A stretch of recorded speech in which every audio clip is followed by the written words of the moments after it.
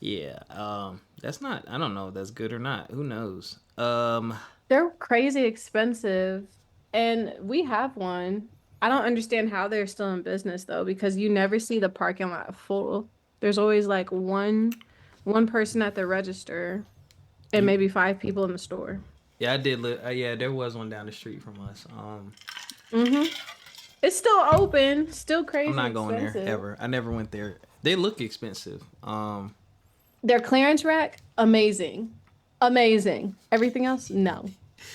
Oh my god, yo, if this was an episode on camera, that'd be so funny, man. That would be so funny. I'm just gonna go ahead and hit the music. Oh man, we're not gonna keep y'all long today, man. Experiencing sinuses for the second and a half time of my life. Is absolutely the most annoying thing ever, man. And yeah, it's annoying. It's annoying. Hmm. How y'all feeling out there? Y'all doing all right? Have you been taking care of yourselves physically, mentally, and financially? I hope so. I've been doing that. I got a new series, kind of, sort of, on my Instagram, or on the From My Experience podcast Instagram, called Walking Thoughts. You should check it out. We gonna get into one topic today, y'all. One topic.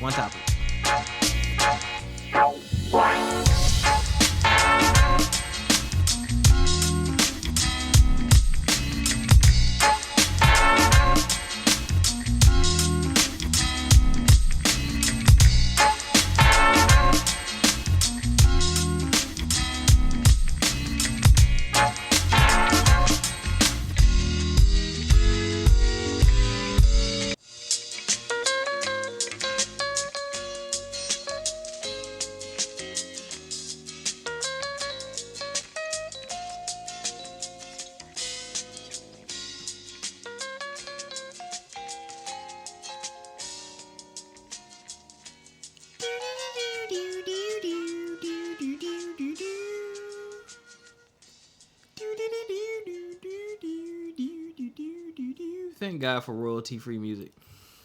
Mm. Yeah, what's going on, everybody? It's your boy Rob, host of From My Experience podcast, back with another episode. I am not alone. I had to co-host this with the mostest with me, Erica. What is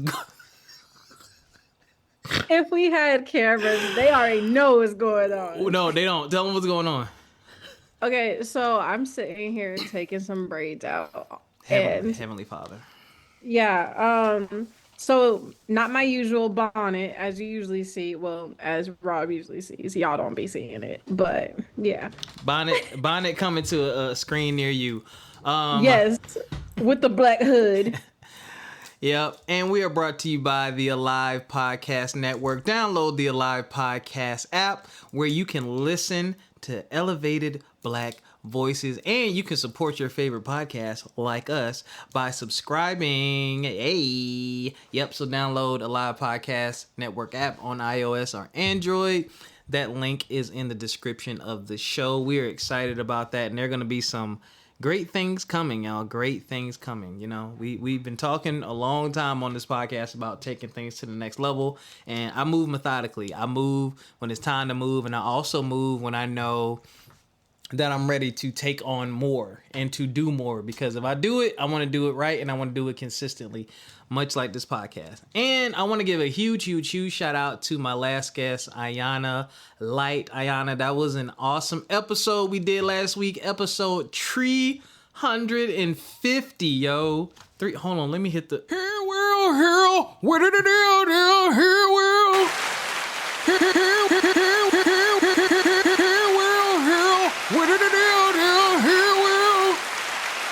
man, 350 episodes. It's amazing. I did a thank you video on social media. Y'all can check out on FME_podcast. And if you didn't listen to last week's episode with Ayana, please listen to it, man. She has a powerful story. She's been through a lot. She probably has a story that you can, well, not even probably. She has a story you can relate to. We've all had tough times with different challenges, but she healed along the way, and you know, things just got better for her, man. And she really worked hard to take control of her life and take control of her time. And that is something that I aspire to do myself. Okay, y'all, we are just going to get right to it today. I need to apologize in advance. You may hear a little bit of different sound today. I may be muting myself, so you may hear a little bit of background noise cutting in and out because this allergy thing I got going on has me coughing like crazy. Like, I'm not sick. Like, I'm good, but like I cannot stop coughing. I done bought the nasal spray and I stuck it up my nose and sprayed it. I felt like a junkie from RoboCop 2. Give me some nuke, man. I need some nuke. Like, that's how I felt, yo. Like, my dad used to use these joints, yo. Crazy. But yeah, I don't know what's going on. And we have one topic, and actually this is a very important topic, which is actually inspiring me to reach back out to some of my financial guru friends and have them on the show. And that topic is, with the landscape of 9-to-5 jobs changing, what are you doing to secure your financial future? So I'm going to preface this by saying I am going to be sharing, well, we're going to be sharing, I'm going to be speaking for Ericca. We're going to be sharing our thoughts, feelings, and opinions on this about what we're doing and what we plan to do. But do not take this as expert advice. I always tell people this, no matter what we talk about or discuss, please do your own research. Please talk to a professional who does this, who is licensed or has the experience or has a degree. One thing I will speak on is real estate, because I did that for 5 years. I was licensed. I've helped people buy and sell property, and I've seen the ins and outs of certain processes. But still, yet and still, make sure you do your own research, man. So,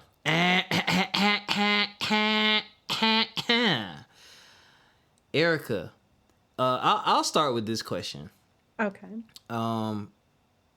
As someone who's looked for a job recently myself, and I think not too long ago you might have been snooping, just to peruse. But anyway, do you think in the next, I would say 10 to 15 years, 9-to-5 jobs will be as prevalent as they are now? Like, what kind of shifts do you think we'll see happening? Well, I think this is coming at a really great time because I feel like I just had this conversation with not just my mom, but like some of my like family friends.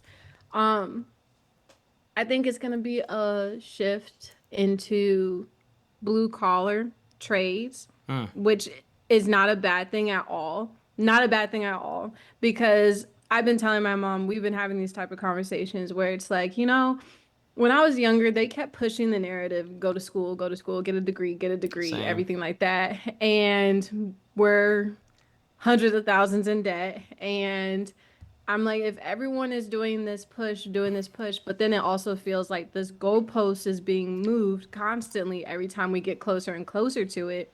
I was like, you notice how we don't have any like seamstress anymore? Well, how we don't have like certain things that you go to someone for service, you don't see that often anymore. I said, you don't see that. You don't see a lot of, because there was a time, I think last year, I was looking for a tailor for all of my work clothes, trying to get them tailored to me because I was like trying to make sure that everything was crisp, clean cut, all of it. I said, you don't get that like shoe repair. You don't get any of that. It's very difficult to find people. And I said, it's like, it's one of those dying industries where you don't really see a lot of people that are there. And it's a very like niche, I'll say, very niche category. And if everyone's in school and everything like that, and we're all fighting for these corporate desk jobs, 9-to-5s, everything, I was like, there's no one that's gonna be around. And I even asked my mom, like, hey, can you please teach me how to sew? Like, I know I asked you so many years ago, but can you please teach me? Because certain basics and certain skills, you don't see them anymore. And I think with how everything is going, I think we are going to see a major shift in that. Like one of my family friends, she said that her son, he was going to school and he was focusing on cybersecurity, but now he wants to go to trade school because he wants to go into HVAC. And I'm like, yeah, absolutely. I was like, that's something that you don't see anymore. You don't get that type of opportunity presented to people anymore. You don't get cosmetology presented to people anymore. Like that was a big thing when I was in high school, and you just don't see stuff like that. So I think it'll be a major shift because also the rising costs of higher education and also the fact of student loans like that. And it just sounds like it's being, I don't know, it's getting challenging trying to get into higher education where the goalpost is just being moved constantly. So I do think a lot of people are going to switch. Interesting. Interesting you say that. I think for sure, entrepreneurship is going to definitely, I mean, it's already picking up. And trades are definitely a great idea. Plumbers, Hmm. electricians, those niche things, HVAC, stuff like that. There's so many more. Carpentry, Hmm. anything to do with a house or some type of system or service. I mean, everybody needs electricity pretty much. Any viable business, unless you're, yeah, even farms, like most viable businesses need electricity, some type of plumbing. Like, these are things where you're always going to have work no matter what. Even if there's a company with one real employee and everything else is AI and robots, they're still going to need people to fix and work on these things. So Yeah. I think conversations are definitely shifting to where people are like, hey, talking to their kids about alternatives.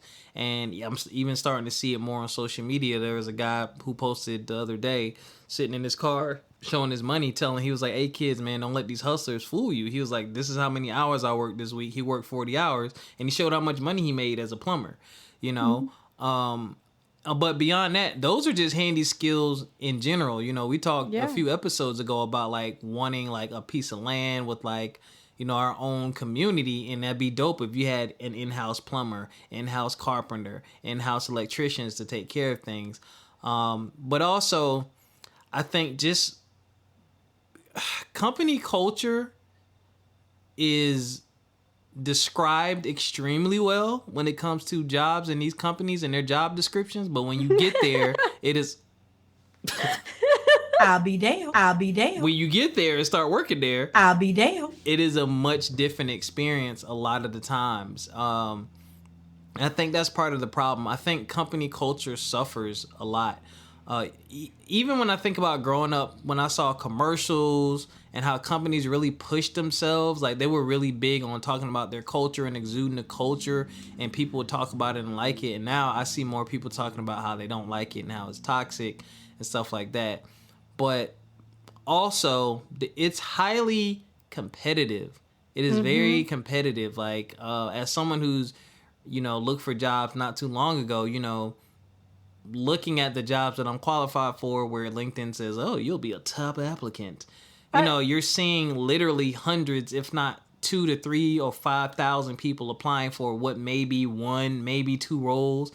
And those are probably just the external people, because a lot of the times when a company posts a role like that, it's already been talked about internally, and they probably have someone lined up internally to get that role already anyway. But I guess there's some type of legal yeah. thing to where they have to post it publicly for a certain amount of time or something like that. But typically, sometimes those jobs are already pretty much lined up for somebody else. So it's really like a game of connections and luck sometimes. So one thing that I do like, and I actually talked about this in my personal story, complete_vision, when I couldn't sleep last night. I talked about how what we're truly fighting for, people call it different things, money, success, peace, comfort, all that. What we're really fighting for is control. We want control and we want options. We're fighting for options. Let me correct myself. We want to have the option to do what we want, when we want, how we want. That's what we're Hmm. ultimately working towards. Because we don't like to be under other people's rules. We don't like to be under other people's standards. We don't like to be, working at people's discretion and doing it their way. We want to do it our way. But in order to do that, you got to build a business and you have to be self-sufficient. So I think it's very important to look at how you can secure your own financial future without a job, because if that job is stressing you, and you can't leave because you can't find anything else, your only alternative is to do something for yourself or take something lesser or maybe even work 2 jobs, but who wants to do that, right?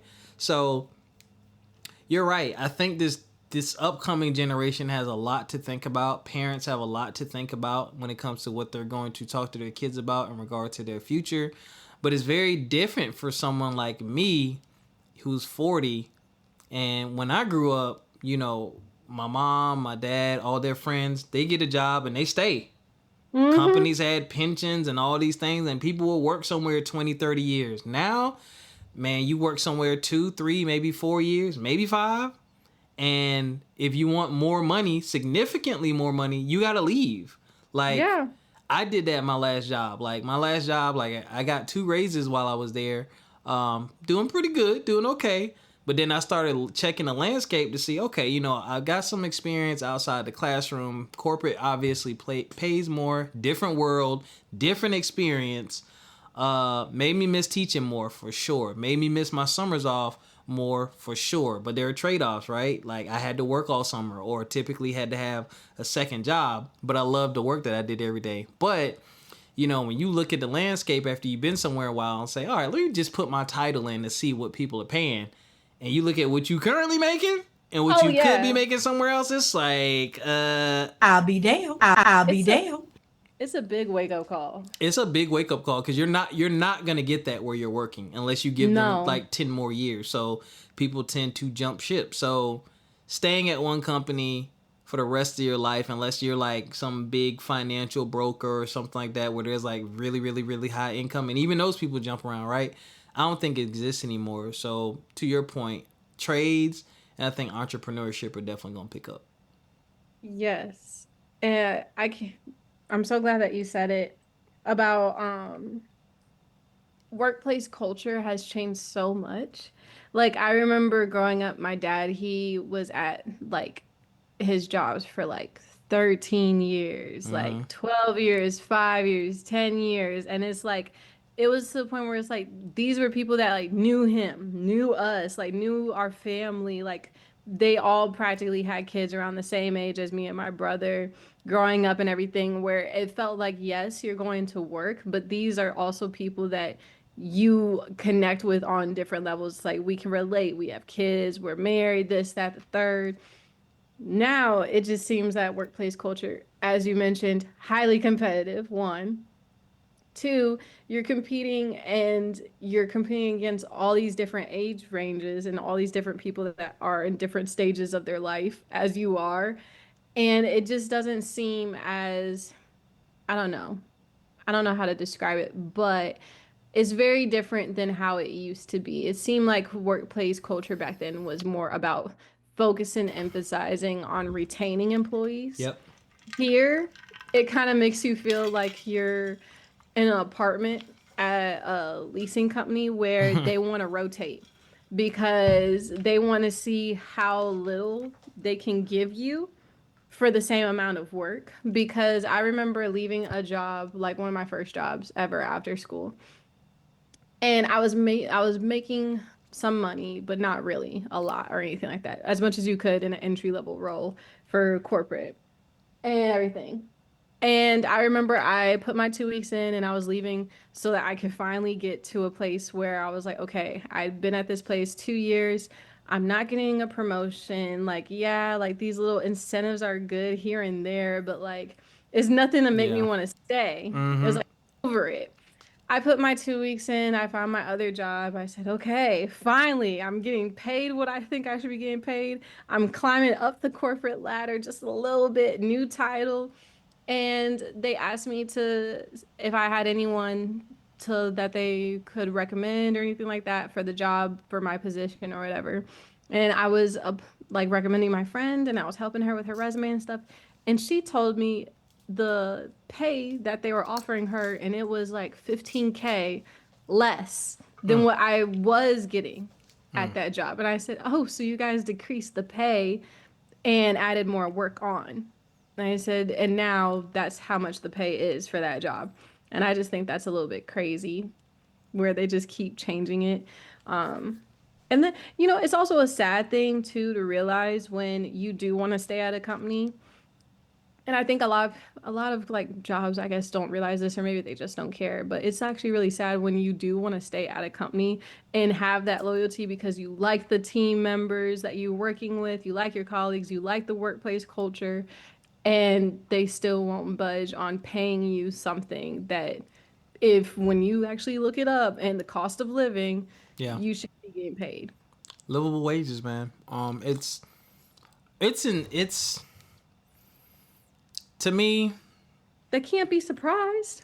Yeah, I think it's a simple. Well, I say that it's probably not simple because I don't know the back end of things, right, and how companies operate financially. But I feel like there's always room to do better for your employees. But Yeah. the thing is, if you keep your employees happy, your workplace is going to run more efficiently and more effectively. Like I haven't seen a story yet where companies pay people what they deserve and their employees are happy and they fail. I haven't seen Yeah. that. And you see like clips now. Obviously, I need to do more research, but you see clips and you hear about how people work in other countries, 4-day work weeks, unlimited Oh my PTO, gosh. bonus structures, and all kind of stuff because people stay in loyalty. It's like take care of your people. Like just take care of your people. If you have the room to take care of your people, the profits will come. Because I've seen on LinkedIn, don't know if it's true, but they say it costs more to hire somebody new than to promote the people you already have. And that makes sense Yeah. because you're hiring someone new, you're putting it through the intake process. Meanwhile, you're stretching your team a little bit because they're taking care of that person's duties until they get trained up to be able to do the role, and then you got to hope that that person stays. Like you got to hope that that person stays. But when you have someone who's been there a year or 2 or 3, at least at a minimum, they have the capacity to stay. And if they, depending on their record, they're dependable. They know the role. So, reward them. Like my last job when I was working at Dish, honestly, if there was one of the biggest reasons, well, I left for a couple reasons, but one of the biggest reasons I left was just the lack of options for upward mobility. Like basically, and I would have ran into what you're talking about. Basically, for me to make the kind of money I needed to make, I would have had to move to where headquarters is, which is Colorado. And even with that, the pay did not match the cost of living at all because I traveled to Colorado for some work. And, me and my friend, not my friend, me and friend, coworker, whatever, went out to eat and we were looking at the houses. Oh, it's a beautiful neighborhood. Man, we Googled that neighborhood when we got back to the hotel room. Them houses was like 600,000, 500,000. And the positions I was looking at was only paying like 70 or 80,000. Exactly. And I'm like, and then I would have had to move across the country. Like, nah. So, yeah, I think more companies need to really take a step back, whoever's on the business side, and really analyze the landscape and really look at the true cost of living and see what it takes to really help pay people a livable wage. And, I can't tell you how to run your business, but if you see a lot of people starting to leave and you putting out these employee surveys and you're seeing people are unhappy, it may not always be directly linked to pay, but a lot of times it is. People inherently... It's a driving fast. Yeah, people inherently will tolerate more BS for more money. Is it Like they legit will. what I say? I legit will say if a job, I'm like, you should not be stressing me out if the pay does not equate to it. I was like, the amount of money that you make doesn't equate to the urgency and the stress that you're trying to have. It doesn't. That part. So I will say this. I doubt anyone in high school is listening to this, but I saw an unpopular opinion too. I'm gonna say this and then we'll move it on. Ramit Sethi, he has a book called "I Will Teach You How to Be Rich" or something like that. I need to read the book or finish the book. Years ago, shameful. But anyway, he was on YouTube and he was like, "What's an unpopular opinion you have about like finances or something like that?" And one person was like, "Yeah, teaching finance and financial literacy in schools isn't the answer. It isn't it." And I was like, well, I see why that's unpopular because that sounds dumb. And I thought it was dumb because the kids now have the potential to earn significant money in middle and high school. Like they almost, if your child is creative enough and you help them, they probably won't even need summer jobs. There are things that they can do creatively with streaming, with opening up their own online shop. Just there's so many things they can do to actually earn money. They need the financial literacy to understand what this income is, what expenses are, what interest is, what's an investment. Like when they learn that at a young age, it helps them when they become older and get into the professional world because they understand how the money works and how it operates versus learning the hard way by maxing out a credit card or having to borrow money because you didn't stick to your budget. I think it's highly important and then also, it'll teach them, in my opinion, I think it'll give them a greater appreciation for what their parents do and how parents are busting their ass for them because kids don't understand that. Like, I love my nephew to death. But every time he comes over here, he wants me to buy him a game. He ain't even finished the last one I got him. But he wants to buy me a game because, and he's young, so, obviously he ain't gonna get it yet. But it's like, dog, this ain't free. Like, I have to go wake up, work, earn this money. And then when you buy somebody else something, that money is gone. It leaves a hole for you. And you got to figure out how to fill that hole. So, I think, again, like you said earlier, trades are going to be important. I think entrepreneurship is going to be important. But I just thought that was a funny point. So moving forward, before we move forward, you got anything else on that? I think you really covered everything. Just workplaces need to just try to do a little bit better, just a little bit. Yeah, there's some small things you could do. There's a lot of things you can do. Especially if you have people in office, there's a lot you can do, man. Like I worked. Go ahead. No, that's what I was gonna say. In office, too. Continue. No, I worked at a place. I'll be damned. And I gotta tell you that story off mic. But anyway, one thing I loved about them, they had a really nice break room. There was a variety. There's a variety of coffee. There was always a basket of free snacks. If I'm remembering correctly, there was a basket of fresh fruit, refrigerators nice and clean, affordable vending machines. They had a little arcade. There's like a pinball machine. One of the other machines that was in there that didn't work. I mean, it was old, but we used to always play the pinball machine. They had a cafeteria. The cafeteria food was absolutely delicious. You had to pay for it, but oh my gosh. Like, it was like college level. Like, there was a salad bar, there was a sandwich bar, then you had like 2 or 3 hot options, and I think there was like a hibachi option. Like, it was dope. Like, it made you feel like at home at work. It was a very comfortable environment, and it made you feel like a person, not like you're just walking in this drab building to toil over things all day and then go home. Like, there were strategically placed benches outside so we can go outside and get fresh air. We were encouraged to take breaks. Like, stuff like that, man, is important. But I digress. So, Ericca, I'll go first since you went first last time. What are you doing to secure your financial future? So, that is something, I'm glad I'm having this discussion with you because there's a lot I wish I would have known at your age that I would have started doing. People tried to tell me, but I was a rockhead ass nigga. I'll be damned. I'll be damned. I was, yo. Like, I thought I knew everything.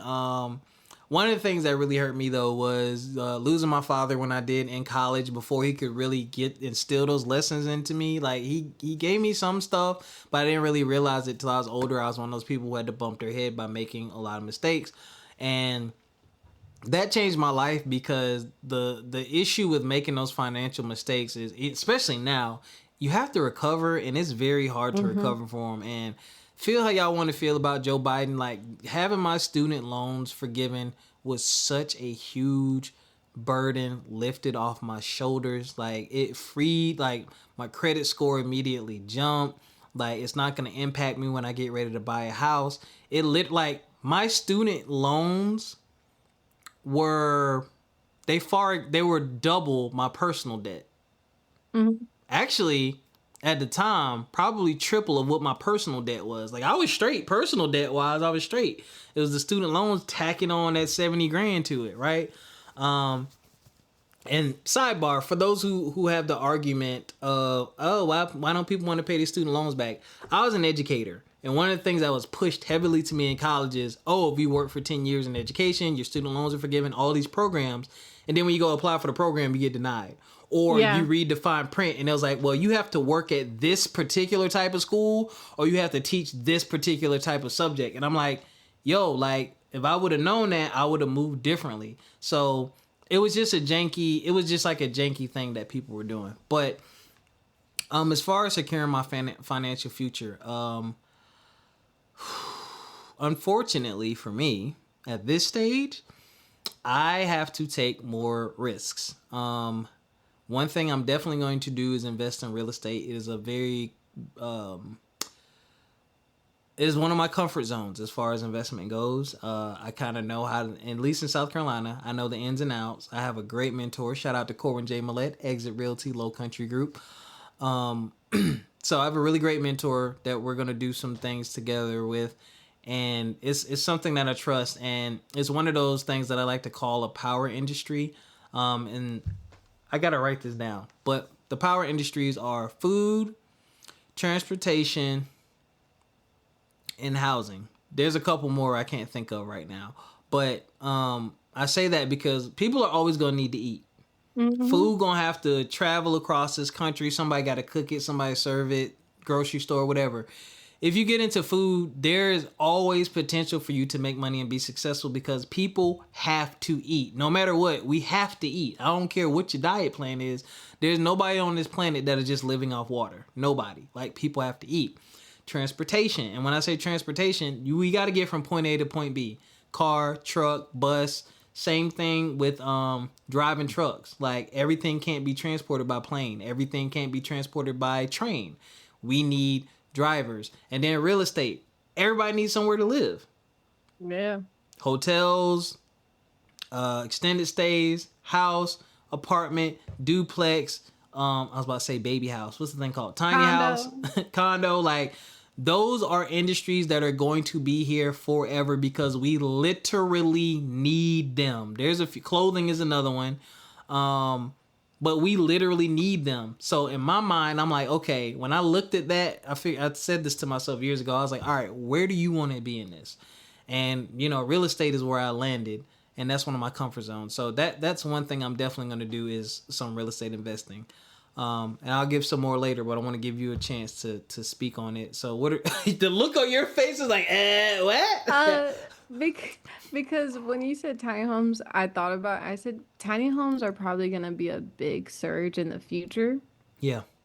And I'm going to say that because a lot of, I guess, like, now as everyone's getting older and everything like that. But my generation, I think from your generation all the way down to mine, and it's going to continue going, people are having a really difficult time finding housing. Yeah. Like an actual ability to own and purchase a property. And I feel like tiny homes, because all these, just do a first time homeowners program. Wrong. Half of these neighborhoods don't even allow you to do them. Okay. These HOA neighborhoods don't even allow it because they don't want you up in there. Yeah, it was a whole thing last year when I found out. I said, "Oh, just do a first-time homeowner." I was like, "Wrong." I said, "You gotta actually research the neighborhoods you want to look in, see if they even want you up in there." But I think tiny homes are gonna be a really big surge, and I don't know. I saw a news article about it too, basically as well. But enough about that. Oh, and also about these big companies have been buying out all of the houses and everything like that because hell yeah. they're treating them as investment properties because technically it is gonna get to a point where being able to own a home is gonna be so rare for a lot of people. It's gonna be a really hard and challenging thing to do because of these companies owning them and using them as investment properties where you're gonna constantly be renting no matter what, because at the end of the day you make more money by renting out rather than letting someone own something. You can see it now with how rent is going like crazy because all these renters are paying the same price, if not more, than all the mortgage payments. So It's a little insane.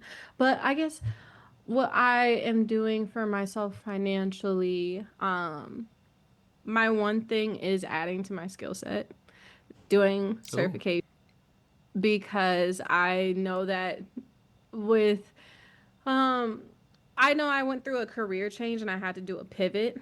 And I know that for a lot of people, they may also have to do that as well, but that helps me get to a point where I can not be closed off to just one type of industry, one type of job where I am able to maneuver into various ones. I feel like that helps me a lot.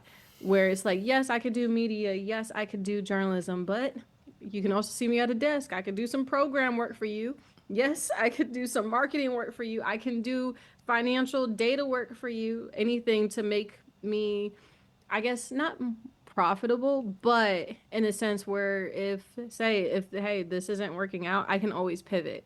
So that helps me a lot. And then all the skills end up going into each other at some point. So that's been one of the big things. And yes, take advantage of if your job says, "Oh yeah, we have trainings," just do it. Just do it before you put your 2 weeks in. Just do it. So, I agree with you. Certifications are big. mm-hmm. And to that point, investing in yourself, man. And one of the things I'm Yeah. doing now, which it's funny, I just said this to a frat brother. I haven't met you yet, but meet you soon.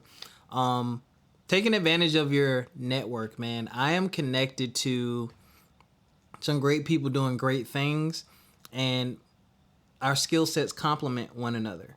Mm-hmm. And so, I said this a few episodes ago. I'm starting to branch out to some of my friends who have businesses who may need me to do some contract work for them. I think contract work is going to be very big too. Contract work Yeah. is scary because when the contract is up, or sometimes that contract ends early, that's it. But contract work does definitely pay significantly more, but Mm-hmm. it's contract work. Like, it's not there forever, which is why I'm doing more stuff. I'm trying to do more stuff with podcasting. I'm doing more stuff in the world of media. Like, my boy Carl.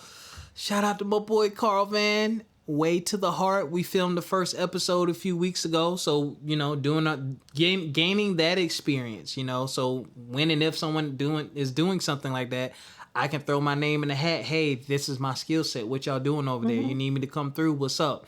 I can do this, and this. Here's my fees. That kind of stuff. Looking into the gaming world, there's money to be made there as well.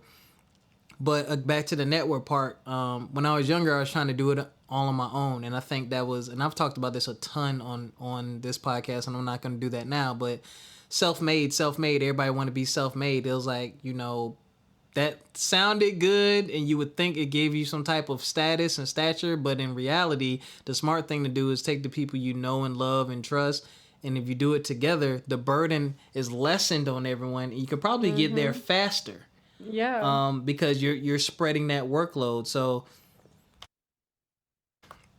ooh, sorry, I had to let out a juicy burp. You're spreading out that workload, so it makes it easier on you and less stressful in the long run. So that's another thing I'm doing, is just collaborative work. I also do have, so insurance is another good way. And I'm gonna have some insurance professionals on here, because there are policies to where you pay every month, and once you hit a certain threshold, you can then borrow against your policy. I mean, it's your money, Mm-hmm. and really what it does. And again, I'm not a professional. This is not expert advice. Please consult a professional. But it just, you can borrow that money to use it for something else. I got one of those. That's definitely something else I'm gonna invest into. And then, um, I want to learn more about the stock market. I Mm-hmm. haven't. There's a couple of courses and things I want to take. Like, I'm really keeping an eye on Earn Your Leisure. I like what they're doing over there. Rashid Bilal was just in China, or he might still be there, learning about like what's going on over there, manufacturing wise, getting behind the scenes, Africa, and sharing the knowledge. And they have like a school in the course. Look at me giving them free promo. But they're one of the few people that I appreciate the transparency. Like, they come out every week giving out information, giving out tips. But obviously, if you have something that is of value, there's nothing wrong with putting a price tag on it, right? So I'm thinking about doing that at some point. I gotta save my coins because it ain't free and it ain't cheap. Yeah. But I think it's relatively affordable, and I think it'll pay off in the long run. So that's something else I'm looking to do. And I'm just always still just keeping my eye open for what naturally aligns. And to your point, I'm a teacher. I'm in instructional design. But I started to think about, well, what else can I do in the professional world? Because as an instructional designer, I don't want to be a people leader. I don't want to be a manager. To be honest with you, y'all, and I'm just keep it transparent, like having a co-host on the podcast that I can work with and help is like the only management I ever want. Like Ericca, you're spoiling me because you're easy to get along with, right? I just don't think I'm a good leader leader. Period. Really, that's not my thing. But I'm very good at relationship brokering. I'm very good at being the glue between the cracks. So I've been looking at like more customer success and client success roles. Like once people are committed to a company, like investing in people's ongoing success. So looking into stuff like that. And then back to the real estate thing, wanting to build a course with my mentor. I'm going to keep a lid on it, but I want to build some courses with him so we can teach some people and train some people on some things so they can do some things and have some of that cha-ching coming in. And I think that's very important, and just back to what you said, those certifications and those skill sets will help you because, again, you can be an entrepreneur based off of that stuff. You can be a contractor off of that stuff. And it just opens doors. It opens doors for you. And this is another thing I'm going to say for y'all, man. Share your work, show your work. Share your work, show your work, share your work, show your work. You never know who's watching. You never know who's listening. Like, that's why I made sure to put out a video about the fact that we've done 350 episodes. That's why I make sure we have a Facebook group. I don't use it often, but we got a tickety-tockety. We have Instagram. Oh, you said you want to manage the TikTok page? Great. Oh. No, I'm kidding. I just posted. Hold on, let me see it. It's fme.podcast. Okay. Thank God. Because I am on TikTok like quite a bit. Thankfully, I didn't put podcast like I do sometimes by accident. Okay, we'll have a TikTok conversation. I mean, I just post the same stuff that's from Instagram on there, but I'm putting the work out there so people can see what we're doing. So, because that's their first impression. So when people see 350, they automatically see consistency. Yeah. And they don't know nothing else. If they don't listen to a single solitary episode, they know we got 350 of them. You can't get there without sitting your behind down and recording and working. And that has carried me far. That is why a lot of people have hit me up to do certain things and ask me questions and seek guidance from me because I really do this. But sometimes you got to show you. Gotta pop out and show niggas. Yeah, I was good. I'll be damned. Out of your mouth, though. You gotta do it sometimes, man. Your work will speak for you, man. And when your work speaks for you, other people begin to speak for you too. But I digress. Yeah, those are just some of the things that I'm doing. One of the other things, and I'll toss it to you, and we can get up out of here if you want. One of the other things that I would like to do,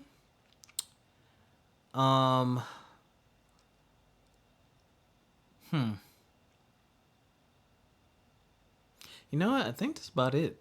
The insurance thing, stocks, real estate, and whatever contract work I can do in the world of film, media, and entertainment, and maybe gaming. I think that's it. That's a pretty full plate. There's some other things out there. Oh, this is like, I'm not even gonna say that because I don't want to make money. Well, anyway, I digress. That's it for me. That's all I can really think of right now, especially real estate. Definitely, I wouldn't mind figuring out how to get an apartment complex, duplexes, flips, rentals. Like I'm here for it. And yeah, y'all, I will also say this, and I'll get up out of here for real, and pass it to Ericca. When it comes to real estate, you made a good point. Tiny houses, I think, are going to be important. Modular homes are going to be important too, because the manufacturing is different now. People are building houses in the factory and dropping them on the ground, right? But yeah, I will say this: anyone who's thinking about buying a house, be strategic and just watch the market. I am moving to the Atlanta area prayerfully by the end of the year, early next year. Man, it's probably going to be early next year at this point. We'll see.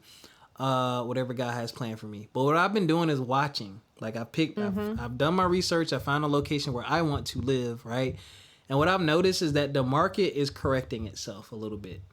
What I thought I was going to be able to get 3 or 4 months ago has drastically changed. Pricing is actually coming down because I think people were overpriced for quite some time, especially for the quality of what I was looking at.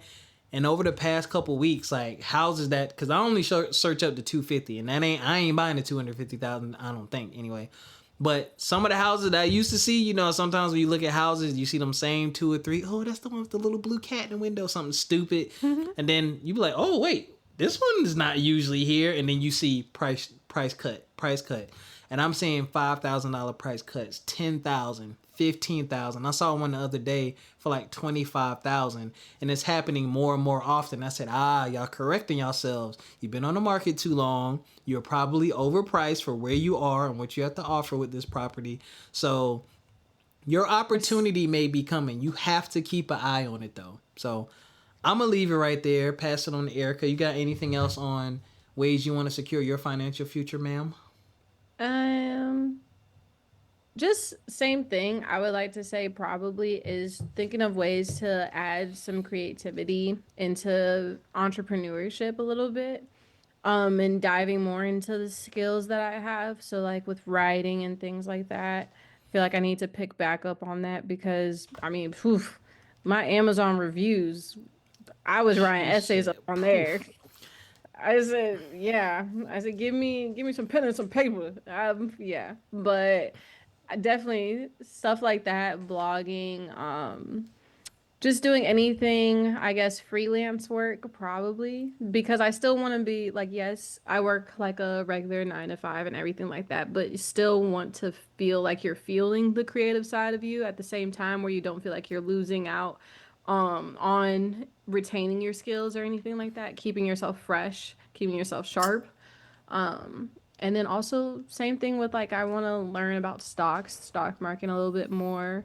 I think I want to ask my aunt a little bit more about that because I know that she's really into that type of stuff. My aunt and my dad just a little bit more because my dad's big finance dude. So that, and then I don't know, just thinking of different business ventures. I know that my mom, she does like a high yield savings account. So I'm like, okay, girl, I said, sit down with me and open up your laptop. Let me see what this is all about. You got one yet? But no, but I do have my retirement open. I'm gonna tell you about one when we get off. I'll say it now. UFB Direct. Okay. I have Let one. me write that down. UFB Direct. I have one. I forget what the interest rate is on them right now. It's definitely high. And they're legit. I've put money in there because they're 100. I don't think they have a physical location, but I've put money in and I've taken money out. I've had zero issues. I do not have a card for that account. Didn't want one. Didn't need one. But yeah, I haven't had any issues with them. And yeah, I'm pissed off that I didn't do it when I was younger. Nah, dead ass. Like when you look and you see like you're getting $25 here, $27 there. I'm like, ow. Like imagine had I did this. Hell, imagine if I just started that 5 years ago, 2 years ago. Like into your savings. Right, exactly. Definitely check them out. And they have an app on your phone. You can link it to your bank account. I put money in there every month. And yeah, it's seamless. It's smooth.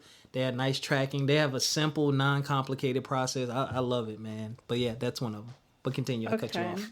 No, you're fine. Because I'm like, the only one that I've heard about was Capital One. And I'm like, yeah, they're cool and all, but what's the other options? But just that and just business adventures, thinking of different things. Like, I know I have some crazy ideas that I come up with or things that really get on my nerves where I want it to be fixed. I'm like, eventually there'll be some $1 million idea and you might see me on Shark Tank or something. But yeah, thinking. One of the most powerful things you can do is start now. Carl Van actually gave me this. Start identifying those friends you think you can do business with. That oh my gosh. It's what? I do have a note. Didn't mean to cut you off. So there's a group of girls that I went to undergrad with, I think it's so cool. They probably don't know me, but I remember them, and we weren't friends or anything, but I knew their face. And I shouted them out all the time whenever I talk to people about it. They basically decided to come up with their own seltzers. Oh, They did it's three of them. They went in together. Three best friends went in together, did a business plan, was able to defend it and get money for it oh to yeah. then work with a chemist Mm. for them to then get their seltzer. I think they have three flavors. Um it's a lemon drop, a mojito, and something else, right? And it's in stores now. Wow. Yes, and I just think it's the coolest thing seeing like three girls that you went to like undergrad with randomly come up with this idea for something niche that they were like, hey, like whenever we want to go to a party and get like a seltzer or anything like that, we don't see what we want to drink. And for all of them to go in on a business plan and back each other up, get the money, believe in each other, get it manufactured. I just think that's so cool. That's dope, yo. You brought Yeah. up a good point. That's the other thing, y'all. There are tons of programs out there where they will fund you. You gotta Yeah. either you gotta do a pitch competition. We've had Nicole Murphy on here from Barter Black. You can check out Barter Black. On Barter Black, you can barter. If you don't have money, you can barter services with people to help build your business.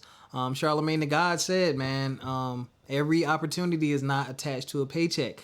That experience and bartering can help you get to the next stage instead of always looking for the bag. I'm not saying ignore the bag, but yeah, there are opportunities out there for you to get money, man. Just a simple Google search. There's government grants. Like, there's money out there to help you. But yeah, hope y'all got some gems from this. If anything, the smallest thing, I hope this makes you sit down for 5 minutes, 10 minutes, 20 minutes, and really think about your financial future. I'm not saying you need to over obsess or stress over it, but I'm 40. And this is no slight. I ain't trying to be in Walmart, Target, Uber, Lyft, Uber Eats. I ain't trying to be that. No, I'm not trying to do that when I'm 65, 70, 80. And it's sad because some of them, not all, some people work because it makes you feel alive and it gives you vitality and they like working. But some people work like that because they have to work. Like, my mama ain't never working again. My mama is 71. He ain't working nobody else damn job. She talks about it every now and again, but she don't have to work. But she not working nobody else job. And I'm like, that's what I want to be able to do. When I say I Yeah. retire and I'm done, I want to be able to actually be done working. And then prayerfully by that point, not even prayerfully, by that point, my money will be making money for me. So I won't even have to worry about working. You know, I got time to make that happen, but I got to put in the work. So, all right, message to the brothers.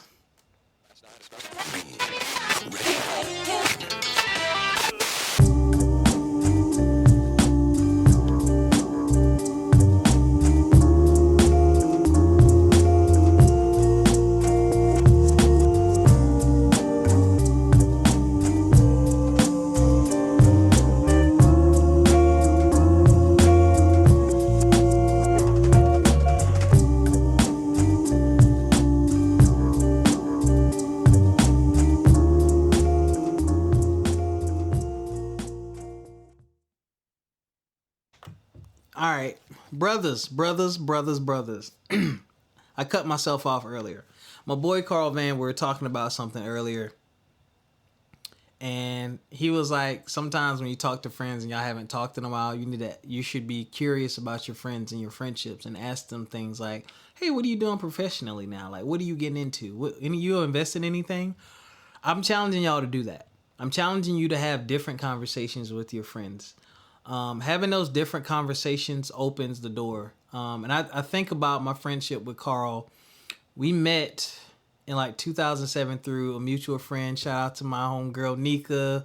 Oh, shout out to Braylon who just graduated high school. Here, world, hero. What did it do? Here, world, hero. What did it do? Here, world. But I've known him since 2007. And when I first met Carl, he was doing photography. And then after that, he had a Greek emoji app that he was working on where the emojis were Cool. actually, we're going to have that conversation again. It was ahead of his time. Because emojis are wildly popular, but he had that app. He was always working and tinkering, which reminded me of me. But beyond that, we think similarly and we just always got along. And so we've always worked together. When I was doing real estate, I used to call him to do the photos of our property because he did such a great job. And we've just stayed connected over the years. So we're going on a 20-year friendship. But that's when I think about our friendship. When I think about our friendship and how we've grown over the years, it's because the conversation isn't the same old conversation. We're pushing the conversation forward, but also we're letting each other have our space. I don't feel like I need to be a part of everything Carl does, and Carl doesn't feel like he needs to be a part of everything that I do, but we discuss it, we toss ideas, and we help one another when it's there. It's just an easy, stress-free friendship, but one of the other things that exists between us that's really dope is just understanding. Like, I understand what it's like to get frustrated, busy, tired, and not wanting to do things, and so does he. And it's just a good balance, which is why I think he's one of the people that I'm probably going to be working with for the foreseeable future, honestly. So when you that's what happens when you elevate the conversation. You'll eventually find that friend, old or new, that you can do those things with. But here's the thing, like, don't be offended or feel away if you don't end up being that person for someone. Like, everyone is not meant to do these things. Everyone just doesn't connect on a business level like that. It's just happenstance. Like me and my mentor are going to do business together. He's older than me, and wiser than me. But one thing that I know how to do is shut my ass up and listen. Right? And he's already proven himself to me. Like, I've worked with him and seen his success, and he's been very transparent and just giving me like the game. So that's someone I'm going to work with. But, you know, the only reason that's happening is because we're having different types of conversations, and, you know, we both have motion. And that goes back to what I said earlier, man. Like, people need to see, if you want people to, you know, pour more into you, or you want those more of those opportunities to come towards you, put your work out there, man. Put yourself out there, and see what happens. Like, you'd be surprised at who's looking, or you'd be surprised that when you have a conversation with someone and you say something, their eyes get big. Like, again, I say it again, whenever I talk to someone, oh, you have a podcast, blah, blah, blah. And whenever I say how many, because I don't normally count the episodes, I only know we're at 350 because it's 350, right? But typically I tell people, oh, I got over 200 episodes. And then when I hit the 300s, I was like, oh, we got over 300 episodes. People's jaws hit the floor. You got that many? I'm like, yeah. Like, but it speaks for you, and it's not a lie. You can Google it. It's there. So again, brothers, I challenge you, man, when it comes to your homeboys or your friends or anyone you may be interested to work with, man, have the conversation. And I'll say this. This is one thing that I do. It's risky, but I've learned to... There's certain things I learned to... How can I say this? Know your threshold for risk. When it comes to investing, working for yourself or whatnot, there's risk involved. Sorry. Know your threshold for risk. Know when you need to say no, and know when you're not ready for something, right? You got to have that set in place, right? But humble yourself, because one thing that I do, I let people know what I don't know. Or I'll say like my mentor, I didn't know nothing about real estate, and I told him, I want you to teach me everything you know. I'll never forget that conversation. I said, I want you to teach me everything you know. And to show him how serious, I was teaching at the time, spent my entire spring break, which y'all know as teachers, spring break is critically important to teachers because you have way less holidays and time off in the spring than you do in the fall. So that is precious, precious, precious, precious, precious recovery and rest time. Very precious. I think I think spring break comes right after. No, is it after or before finals or state testing? I think it's right before state testing. Something significant happened. Benchmark testing, something stupid was always happening that was stressful around that time. But to show him I was serious, I spent my entire spring break 9 to 5 in his office. Like, I worked there because I'm like, yo, I really want you to show me. Like, when people, I think for the most part, when people see that you're humble and that you're willing to listen and learn, they're willing to pour more into you. Nobody wants to have, like, if I'm successful, I don't want to have to fight you to help you become successful. Like, you see I am successful. It can work. You see it being done. Why are you fighting me? Do I have to do it that way? Do I have to do it this way? Like, just listen, learn. And that's why I said earlier about learning yourself and knowing yourself. Know what you're good at, know what you're not good at, know what your tolerances are. And it's okay to say, you know what? Thank you for showing me that, man. I appreciate the knowledge. I don't think that's for me. And then back to your network. You know what? It's not for me, but I got a homeboy who I think you could help. I got a homegirl who I think, you know, would be great. I got a business partner or a past business partner or aunt or uncle or, hey, let me connect you with this school. Like, people remember stuff like that. And when they remember stuff like that, when they come across an opportunity that may be a fit for you, they're going to call your name. So that's what I think that kind of stuff is all about, man. Just continuing to network, be honest, because, you know, seeking knowledge is how you're going to get to it. Seeking knowledge is how you're going to get to it. And it also lets people know what level they need to meet you at. Like, if someone comes to me and say, oh, you know, I've been podcasting for 2 years, that's a different conversation than someone coming to me saying, hey, I don't know anything about podcasting other than listening to them. How does it work? Those are two totally different conversations I'm going to have. So, yeah, that's the message to the brothers. And we up out of here, man. We love y'all. We love y'all. We love y'all. We love y'all. We love y'all. Episode 350. Oh, Lord have mercy. Happy Juneteenth, everyone. Happy Juneteenth. Happy Juneteenth. I thought about it like halfway through the show and I forgot to say it. Happy Juneteenth. And it's still fresh. Juneteenth is fresh. And I'm off on Juneteenth.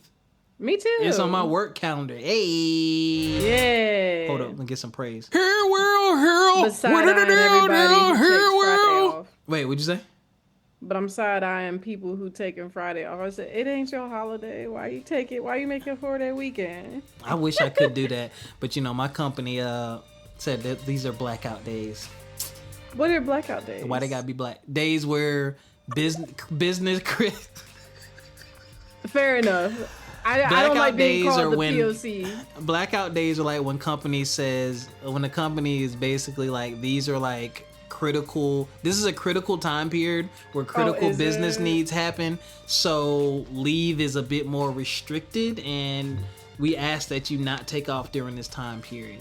It doesn't mean that you can't, but you probably gonna get a side eye if you do. But we love it. It ain't never that critical. No comment. Part of the reason why people want to work for themselves. But we love y'all, man. Whatever you're doing out there, I'm about to restart this music because I know it's gonna cut off. Whatever you're doing out there, showcase your work, man. Tap into your network. Elevate the conversation. Take the conversation to the next step. And if someone tells you no, that's okay. Can you point me in the direction of somebody you think would be open to it? You know, simple stuff like that. Wow, I only coughed twice this episode. But yeah. We love y'all. We love y'all. We love y'all, man. We definitely appreciate y'all. And we're going to keep doing what we do. We want to continue to drop these gems. We want to continue to bring you interviews. We want to continue to bring you our thoughts, feelings, and sharing our experiences on a variety of topics. And we want to see y'all win, man. We want to see y'all win. Talk to somebody about your financial future. Until next time, take care of yourselves physically, mentally, and financially. We'll catch y'all. Peace. Bye-bye.